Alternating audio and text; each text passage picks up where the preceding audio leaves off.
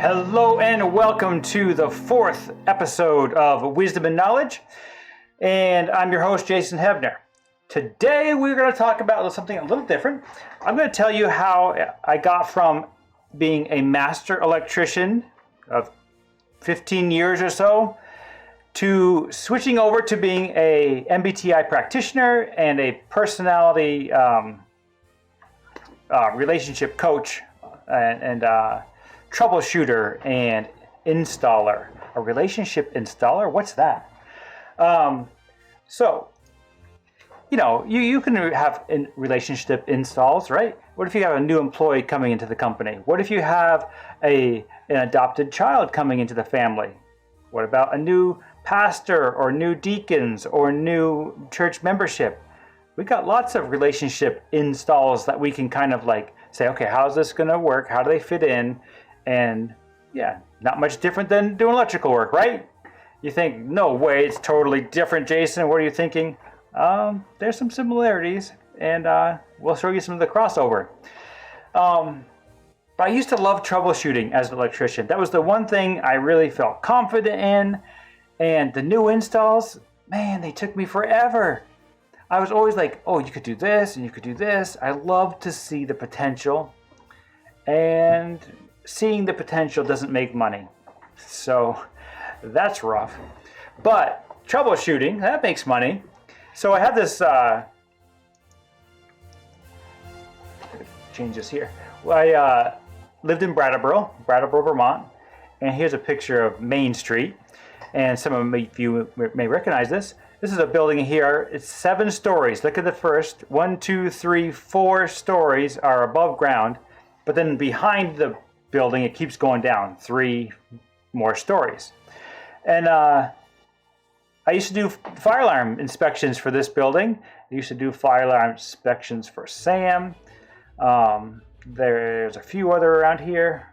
I did Mocha Joe's, I think, a few times. This is all through working through A.L. Tyler and Son. They were my employer for 10 years. Great boss. Brian's a great boss. But I eventually went on my own. And yeah, so I love the troubleshooting part. You have these huge buildings, right? And you got this fire alarm panel.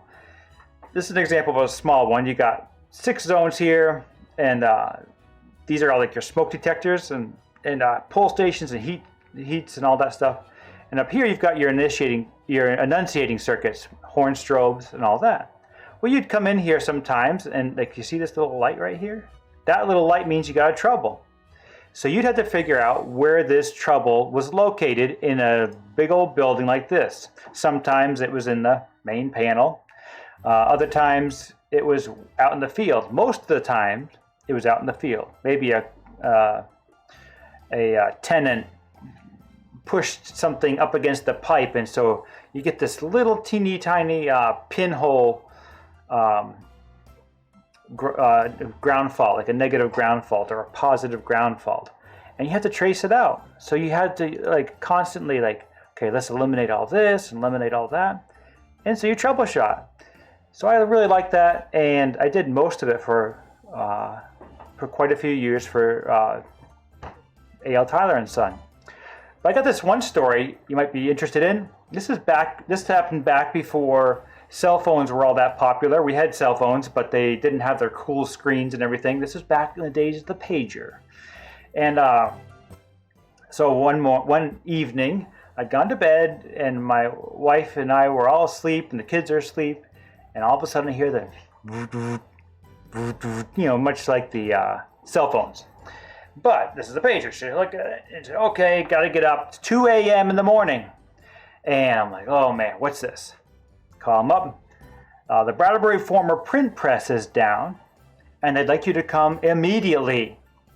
Well, the Brattleboro Reformer print press puts out roughly, at the time, I think it was like 40,000 papers. So, it's a big deal. It's 2 a.m., 2 or 3 a.m., I can't remember exactly. And I'm the only one on call for Tyler. So off I go in my van. I was in Spofford, New Hampshire, and driving over to Brattleboro. So I get there, and all the employees, right? They're all like on the barrels of, not the barrels, but the rolls of paper, and all the people that stuff in all the advertisements. They're all like, oh great, the electricians here are going to put us back to work. Because this print press right here, this is actual one. This is actually a photograph of the print press. Very much, no, this is it. And it wasn't working. All right, so yeah, have you ever seen MacGyver? Maybe you have, maybe you haven't. But in the opening scene of MacGyver, there's this big explosion behind him, and there's this music going dun dun dun dun dun dun dun. So I felt comfortable troubleshooting. So I sort of had that music playing in my background with a little bit of apprehension that, you know, this is a big responsibility. I really hope I can fix it. But anyway, so I get in there. I say, okay, look, we need the blueprints as soon as possible. And they say, well, we don't have the blueprints, or we don't know where they are. I'm like, well, you need to find them. I know you don't use them all the time, but you should get them quick. And so then I went to talk to, you know, the owner of the company. We're going to solve this problem. We're going to talk to the owner of the... No. We're going to talk to the operator of this machine. Tell me all about your machine. Inform me. What's going on here? And turns out that these are actually all color print heads. So we've got, this looks like this one might be red or blue. I don't get it right here. I can't see it. But the red, I think it was the red print head, had stopped turning. So the papers are running through. They're getting the yellow. They're getting the blue. No red. Well, that's a good start to the problem. We've eliminated a lot of the other functions. And we continue moving on, and we get the blueprint. Turns out we see that the motor is not getting any power, so motor's probably good for the print head. And we move through. Now the next picture I'm going to show you, it kind of, we had to go to this box that's called a motor control box. It looked a lot like this as far as its chaos, but it was more like this size here. This is a really nice clean one. And in this box, you know, you got your relays, you got your main breaker, you got your dials on that door. But right here, turned out one of these little fuses, one little fuse, and I've got one right here. I pulled it out just for you so you can see it. That's all it is. Think about this. What's behind this? No red print. And I had this fuse in my truck, replaced the fuse, and boom, red printer's working. All the employees get to go back to work. They were excited. 40,000 papers are going out now of liberal information. Yeah, so it all comes down to that one little fuse. And that kind of thing is like so rewarding as far as like, you know, what caused that? Maybe they should put some, by the way, some fuses on hand in case that ever happened again. But that's troubleshooting, right? That's like, that was my, like, the strength of the in my field. That was my strength, troubleshooting. And that comes from using this function right here, NE. So that's puzzling together the stuff that's not known. And I have obviously had to use my 5 senses, but then, and I'm making it sound a little more straightforward. There was a lot more thinking involved, and we had to do tracing and different things and kind of guess where this wire's going. But the bottom line is you're trying to use intuition to troubleshoot, along with, you know, rationale, making judgment calls. That's not the main point here. The main point is that intuition was being used. When you're going to go do a new install for a house or a business, a new install, a little intuition is good so that you can kind of know, okay, if I install it this way, here's some of the outcome, short term. But really what customers want is they want you to follow what the engineer drew up. Don't outthink the engineer, just go do it. Just go do it. And this green group here, this column, they actually appreciate that often because they've got this TI function. They say, tell me what you want me to do, TI, TI. Here we go, TE, TE. But they're more in the moment. They're not trying to outthink anybody. They're just trying to think what they've got in front of them. And that's a good quality. And what I noticed is in my industry, these are the people that tended to thrive as well as these. These Not so much. They're affiliative and abstract. So it turns out there wasn't enough troubleshooting for me to really thrive well. Actually, I already told you that. I did the fire alarm first. So I did a lot of that. There's a lot of troubleshooting there.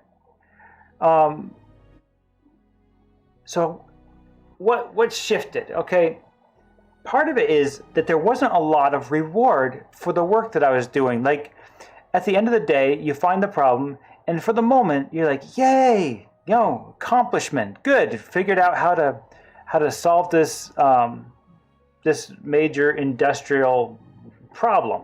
It was, but then,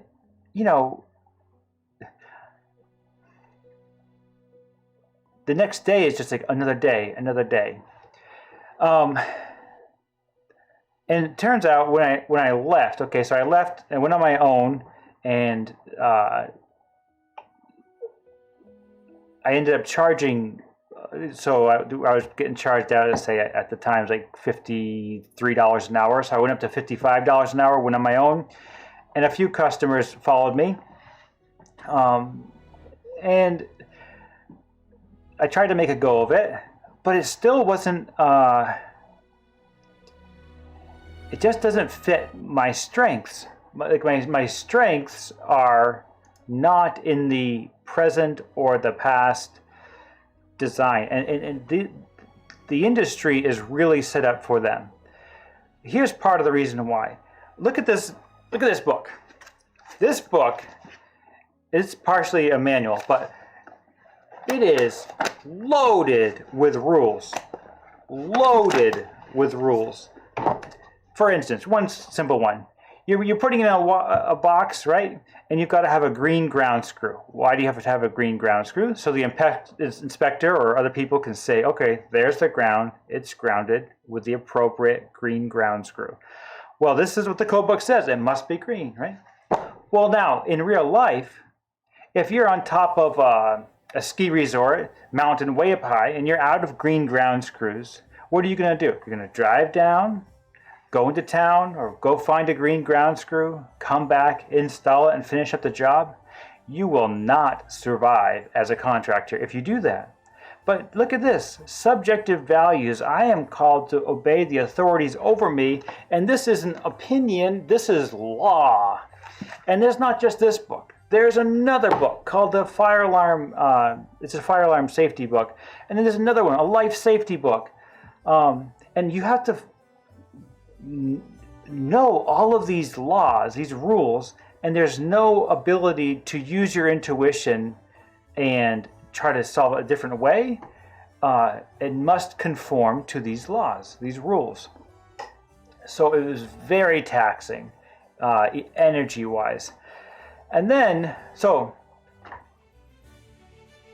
thankfully I don't have a huge audience, but I'm going to tell you a little more, okay? This is just between you and me. After I get out on my own for like 6 months or so, I'm at the warehouse where all the electricians from the area come, Granite City. We go in there and I'm at the counter and I say, yeah, I'm on my own now. I'm not working for Tyler anymore.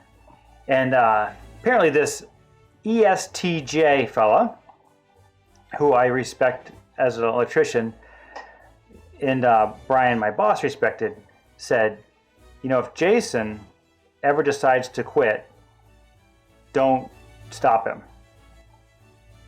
I had a pretty good relationship with this guy, right?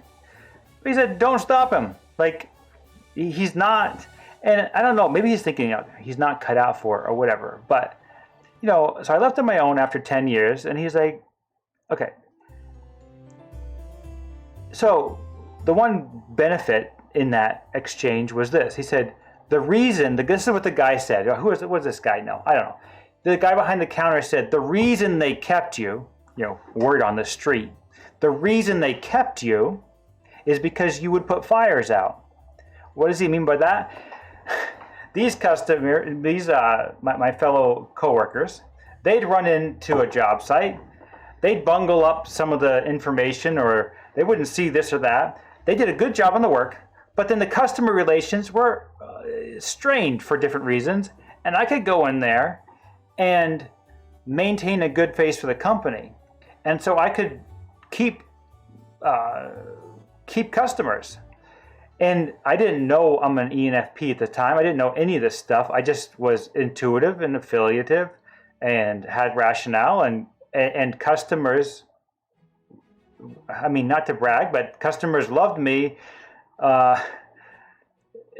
But loving you doesn't pay the bills. Does that make sense? So these guys were very effective in getting the job done. But sometimes when you're getting the job done, there's collateral damage, and that's kind of where I was most useful to the company. So, yeah. Then I went on my own, and I tried to be like these folks over here. And I'm telling you, it just doesn't work. I don't have the energy for it. But okay, so that's the life of how I moved from contractor and electrician to MBTI practitioner. So I shifted out of that. In between those two, there's some artwork and photography.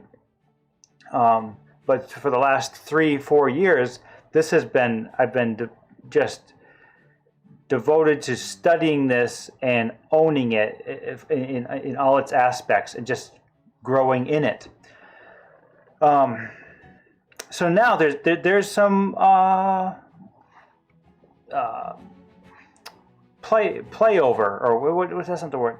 There's crossover. That's the word. Excuse me. Playover. I don't know. Crossover. Look at this. You got these little terminals down here, right? Little terminals here and here. This is your input, by the way. This is sort of like knowledge. Walk with me for a second, okay? These are like knowledge. They come in. Information comes in. These are your horn strobes. Information goes out. How about that? See these little things? Well, look at this. Same idea here. Look at these terminals. Judgment, knowledge. This is the input. These are the outputs. And positive and negative, like, this is a huge stretch. I get it. It's a huge stretch. But look, when you have it, from my worldview, you have a single designer of everything. That is to say, God is the maker of all things. And I expect to see the order in all things that function. So it's a little. So here's how I approach these types of things. Now we've already established in other videos. Okay, so let's not focus directly on this for a second and look over here. These functions are the result, right, of this system. So we have the fear of the Lord, which is the beginning of knowledge, which is the beginning of wisdom, judgment, and knowledge. So it's coming in and going out. And we break it down again. So it flows, at least in my mind. It doesn't have to in your mind. I'm just explaining how I get from contractor electrical to relationship troubleshooter installer. It's the same principles. I'm looking at how these interact with each other. And the reward, so here's the difference though. Where this kind of work cost me energy-wise, like this was a really good day. I mean but this was not the average day. This was not the normal day. The normal days were just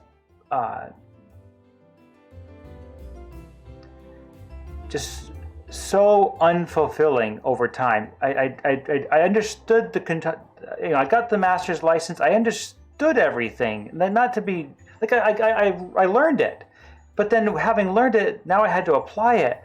This is what these guys shine at. Having learned it, they can apply it, and good for them. I have no problem with that. Thank God we have them. All right, but it's not the design that I was set up for. This design is, when having learned it, every person, every relationship is a new adventure or troubleshooting way of seeing their strengths and weaknesses and looking to show them how to have hope.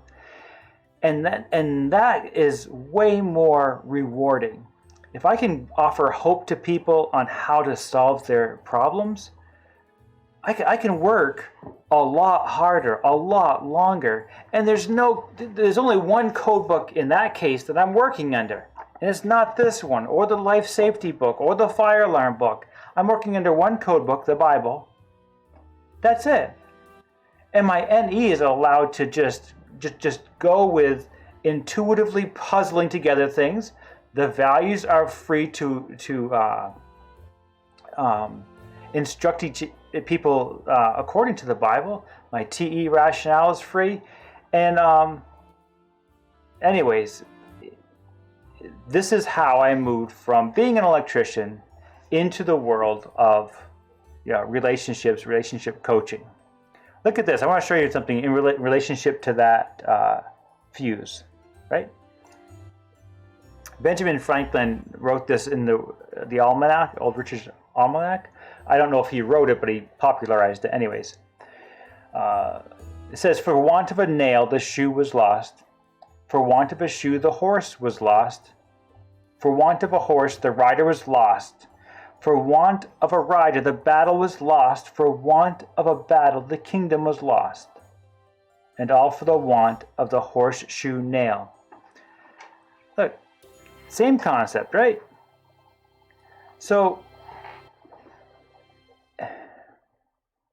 this can go, you can keep going back ad nauseum, back and back, for want of better metal, for want of a better blacksmith, for want of a better, you can go back. So my point isn't in this, reading this, to tell you, make sure all your ducks in a row. My point is saying, there's going to be failures to the relationship system. It's going to break down, okay? Go back over here, sorry. It's going to break down, but I want to help you be able to troubleshoot where and how to fix it.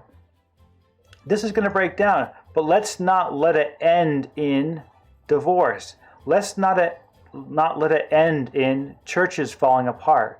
Let's not let it end in the kingdom was lost, okay? Let's find what's going on in the system, all right, and pinpoint it, identify it. Look for that fuse that's blown in the relationship. Look for that motor that's running too hot, all right? And we can troubleshoot it. This is a good plan, at least, no, this is a very good plan for approaching. Because what is this plan? What is this design? This design, this plan is based off of this thinking. And I'm able to take a lot of the electrical skills, not much from here, right? Other than the discipline other than the discipline gained from it. But I'm able to take a lot of the skills of troubleshooting and take it out of the electrical and put it into this system. And yeah. So people may say, "Oh yeah, Jason, he's an electrician, right?" Like, yeah, I guess. But I'm trying to change my identity.